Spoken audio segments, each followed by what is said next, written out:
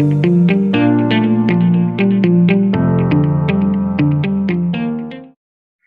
a big pleasure, big honor to be with you today and to have this opportunity to share impressions, to share thoughts, to talk about both achievements and issues that have Ukrainian colleagues, geneticists or textual scholars. I think that sometimes we see some gaps in our understanding, in our knowledge about even our own tradition, our national, our local traditions, not to say about traditions of neighboring countries, not to say about traditions of so little known or almost unknown fields as field of Ukrainian literature or field of Ukrainian literary studies. And I hope that today's meeting will be one of the tries, one of the attempts to struggle with this issue, with this problem. At this point, I will try to share my screen, share my presentation with you. I would like to tell and consider these metaphors of human procreation, of the birth, of the gestation, because it's very interesting to see, to compare a very apt, very precise observations of the brilliant researcher, representative of French genetic critique, I mean Dmytro Yesypenko, to compare her observations, her words, her ideas with those developed by Ukrainian scholars as early as in 1920s, so 100 years ago. After that, I'm about to say about formation of tradition, of Ukrainian tradition of genetic research, and about current state of affairs, with a focus on editorial attempts to represent text not only as a final destination, but as a process to show the variability of literary works based on the drafts, based on the autographs, based on the manuscript versions of this literary works. And third part will be devoted to a very illustrative example, one of the recent editions of Ukrainian literature, namely Borys Hrinchenko, and edition of kind of fluid text, if we use this concept of Bryant, text that appears in many versions, how we can translate it into this editorial medium. So here we can see these words by Dmytro Yesypenko regarding the vocabulary of French scholars, namely from the 1970s. We know the appearance of this discipline at that time. And this is a quote from her famous article, Slow Work in Progress. I quote here that this vocabulary of French scholars, it moves to human procreation, which leads to a whole new series of metaphors: gestation, childbearing, begetting, parturition, embryo, and offspring. End of quote. So these living metaphors, they were borrowed by French geneticists from organism, from the sphere of human creation, but not only, also from this world of flora, from trees, this kind of comparisons.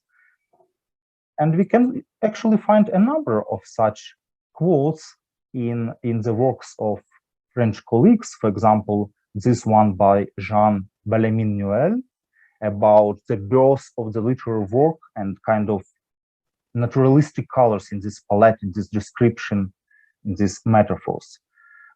Speaking about birth-related concepts, it's interesting how not only the intention, the very idea of researchers of literature in different parts of the world or different European countries in very different times, how they're similar, but not only ideas, but also the words they're speaking about these issues, like very similar. They have something in common, and I would like to show it to you.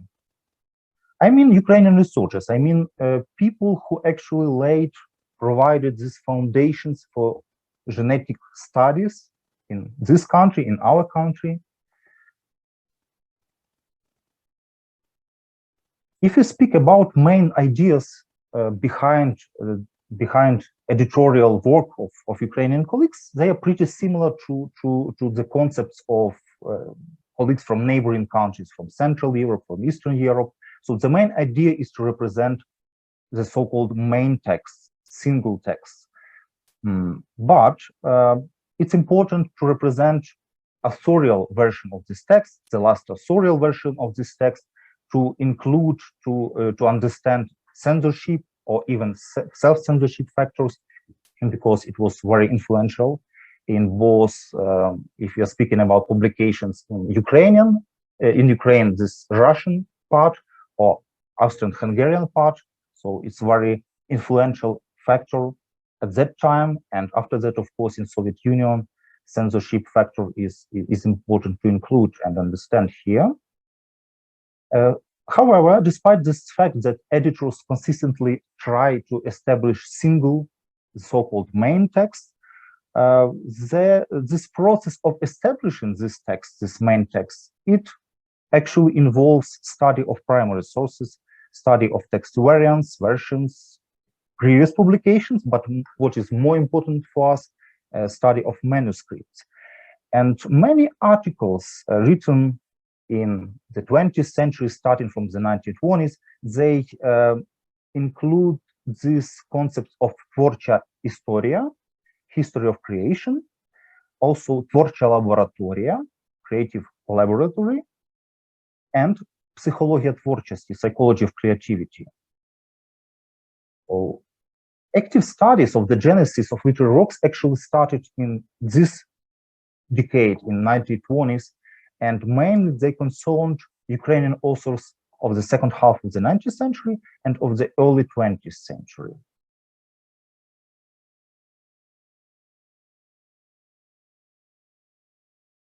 This man on the screen, on the left side of the screen, his name Yeremiya Eisenstock, he actually was the one who raised this question, this issue of learning literature not only as definitive version, final version of the text. In his quote, we can see translation from Russian language into English. He says that researchers should study the genesis of work in its embryonic state and the development of intentions from a vague thought to the finished work, to the study of draft sketches, authors' plans and assumptions, separate editions of work. They must study the psychology of creative process of an author. So we have this psychology of creative process, and it's not only in theory, it's not only in papers, it's not only in articles, this idea.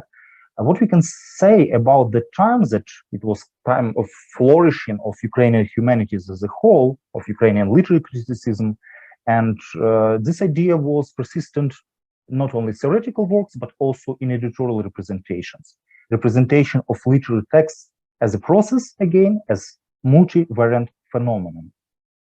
An example here is the writer who has her anniversary this year. It's Lesia Ukrainka, very prominent figure in Ukrainian literature. Luckily, we have a number of her manuscripts, a number of her orthographs and draft versions of her texts. And these manuscripts received considerable attention during these decades, during the 1920s.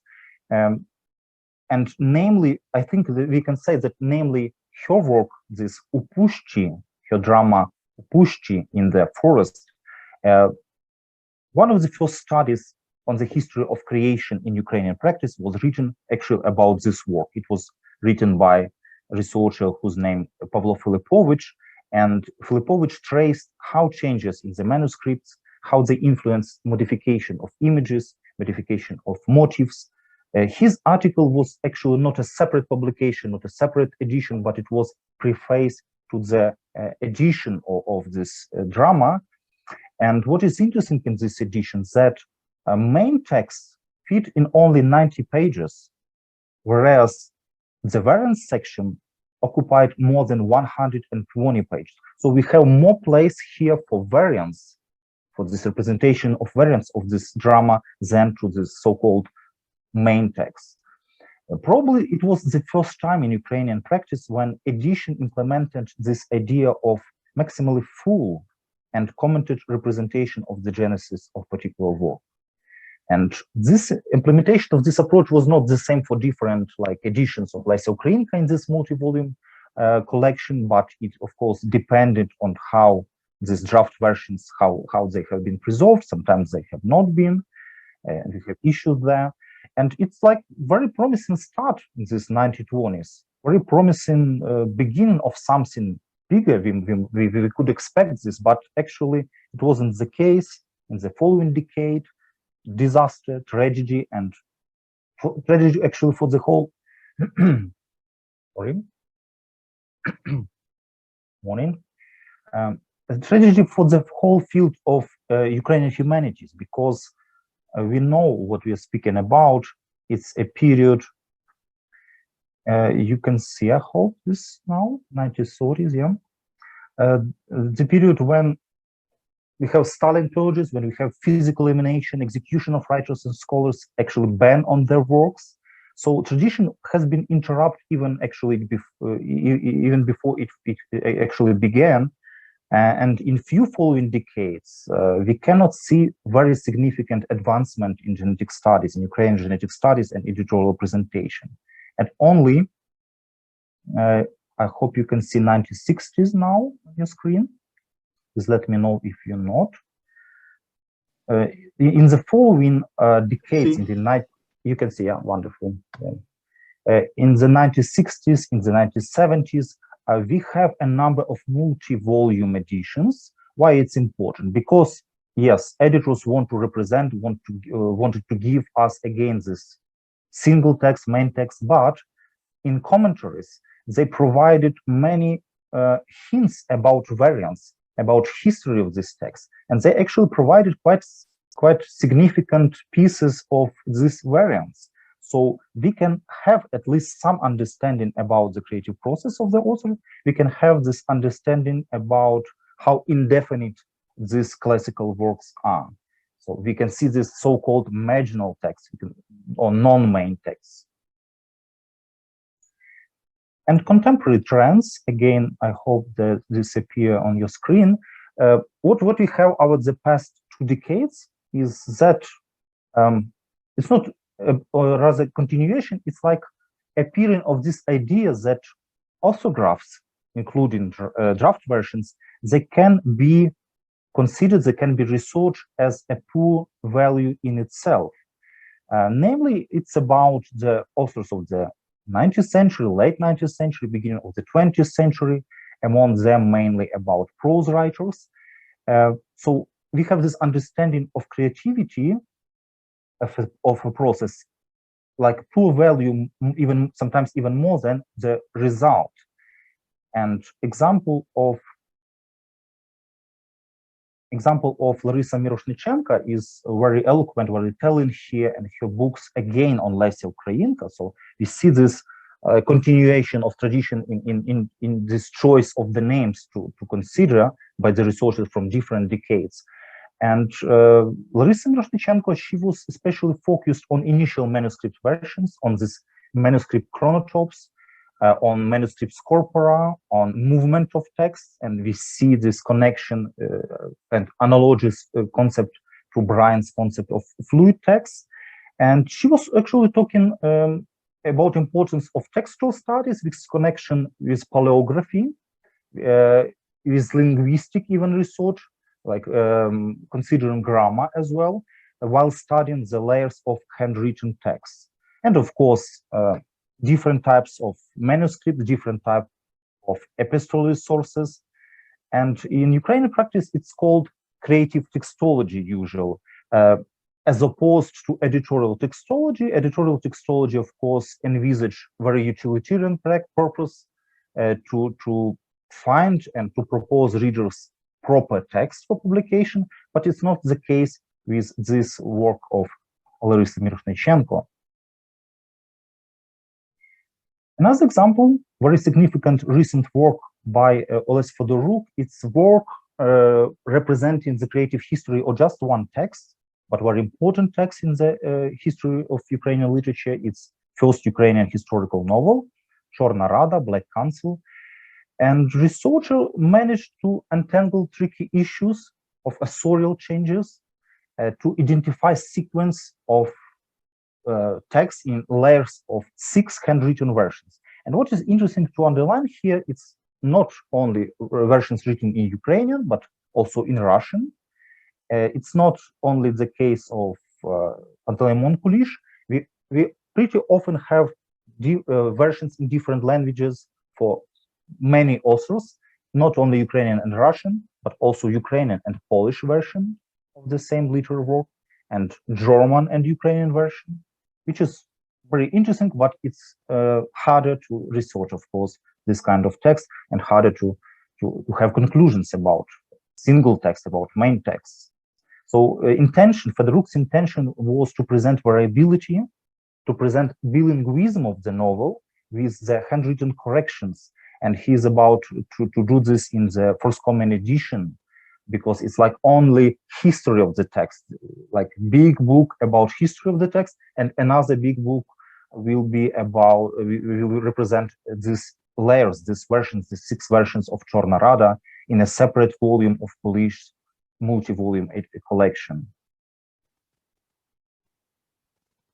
My focus in this third part, the last part of presentation, is on my own experience, working with edition, which is based on multi-versions, edition of, we can call it fluid texts, based on published versions, based on manuscript versions of the texts of this writer, Borys Hrinchenko, who is, as you, Mateusz, said, he was a very influential figure, not only in the history of literature, but in Ukrainian culture as a whole. He's very known as author of one of the most important dictionaries in Ukrainian language. What is interesting is that his big archive, actually a huge archive, thousands of different documents, this archive contains interesting notes, Hrinchenko's notes, where he analyzed, and I would say he rationalized the nature, the span of creative inspiration, the very idea of what creative inspiration is. I said that he provided rational understanding of this phenomenon. He considered examples of creative processes of such writers as Pushkin, as Hugo, Milton, Dante, Dumas, Father, Scott, Balzac, Zola, Maupassant, Gogol, and his conclusions about all these creative processes is that writers can actually influence when and how intensely they receive the inspiration. So this productivity, their productivity can be regulated. They need regular work, they need proper environment. It's not like very new, very fresh ideas possibly, but it's like very rational understanding of something very unrational. Interesting. My goal preparing this edition was actually to show the creative process of Hrinchenko himself. I was working on this edition during a few years. This is edition of just 2 texts, just 2 novels, but important in the history of Ukrainian literature. They were popular, they were influential, people read them, people provided their feedbacks, critics, other writers. Fortunately, we have a solid avant-text basis for this type of research.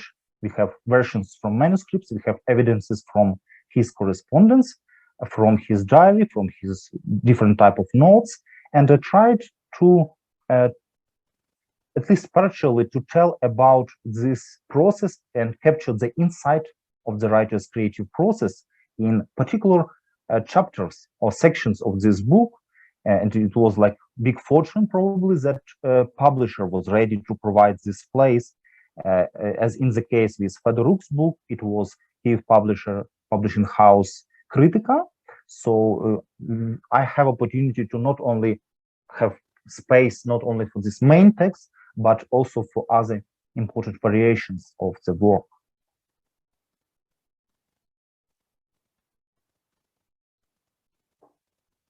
So what is the structure? What are typical or traditional as opposed to specific genetic features of this edition?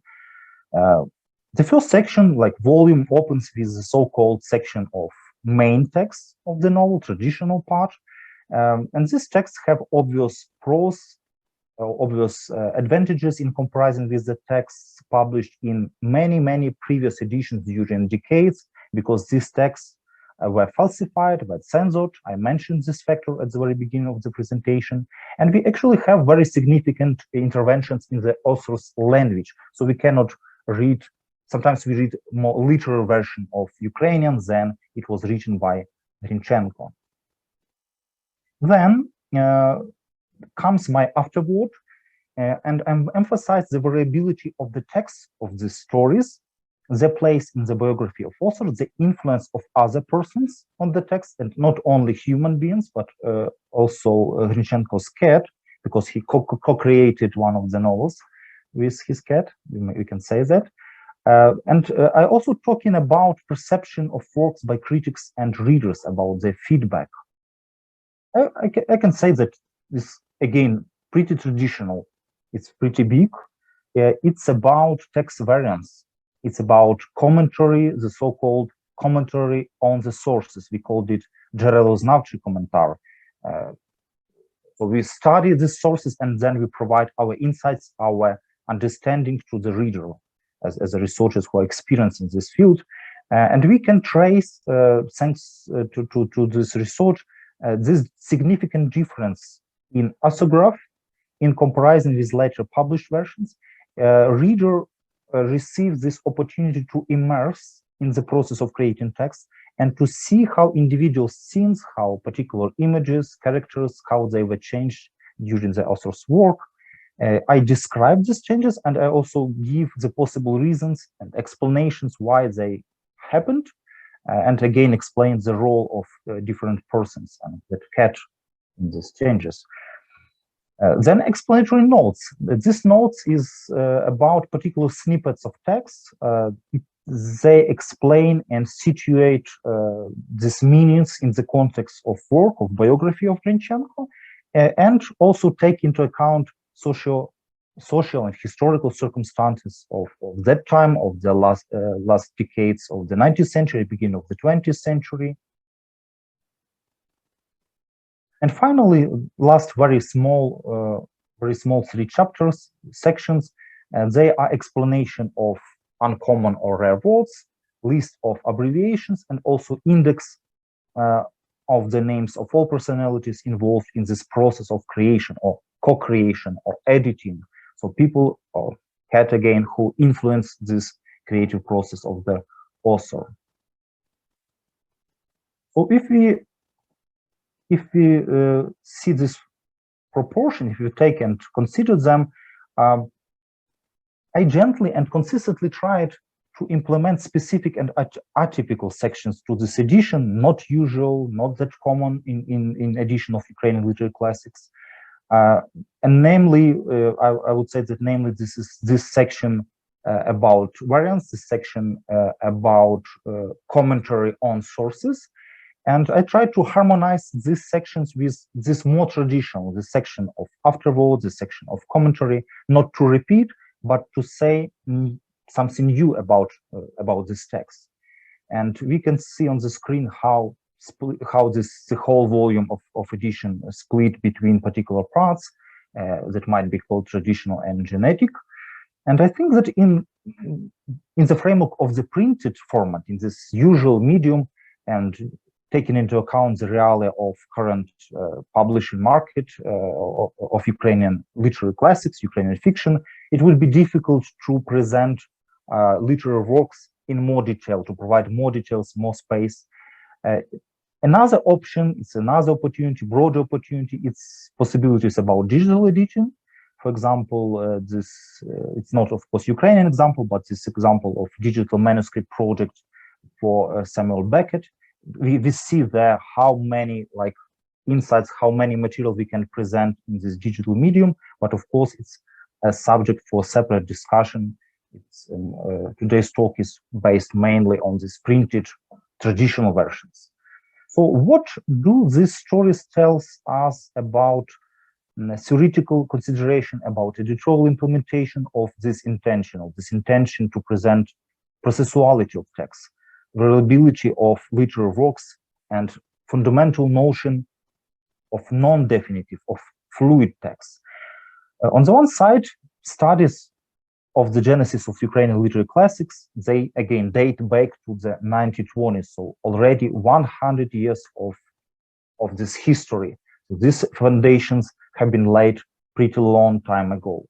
Despite the fact that during particular periods, or rather shorter periods of history, we have very productive examples, very productive time periods, but still the idea of literary work as multivariant phenomenon and manuscript as a field for learning the creative process, as a poor value in itself, it's still not that widespread. It still do not dominate in the field of current literary research and editing of Ukrainian literature, in Ukrainian literary studies. Some critical editions attempt to convey to the reader this idea of the author's creative process, of the variability, but these books, this type of editions, they, of course, undeniably, obviously, they are in minority, and they are rather exceptions. Or maybe not that optimistic, but like good start to continue. If we not have much, it's more place to work there. Thank you for your attention.